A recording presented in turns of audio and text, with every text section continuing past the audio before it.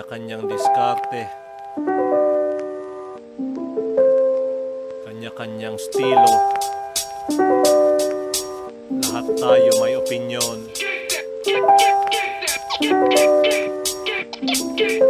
Pengin ang views, likes at subs. Teka lang sandali, nung nakain mo bruv, sige limos pa.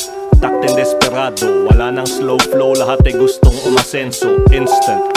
Pero I'll keep my distance, di mo ko maluloko sa galawang ganyan. No ba yan men?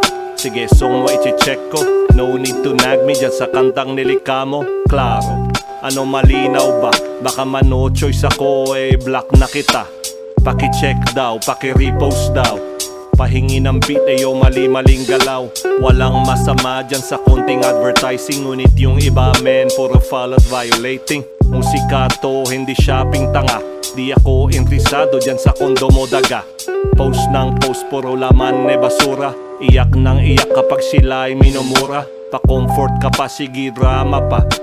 Lahat ay gagawin, basta lang kumita. Pati vlogger ngayon naging rapper na rin. Hindi po comedy ang kultura namin. Pinaghirapan ko, bababuyin mo. Kay sarap tirisin ang mga fame whore na to. Fall in line, sabay-sabay halughugin. Pati t-shirt ko, gustong alborin. Pengen eto, kuya pahiram niyan. Get your own shit, wag umasa sa hiram.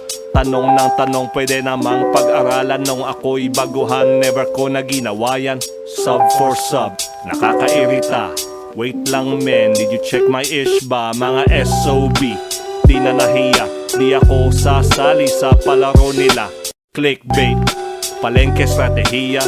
Brown nose palagi lang nandyan ng chismosa at chismoso. Galawang abusado para lang sumikat, nakikisiksik sa uso.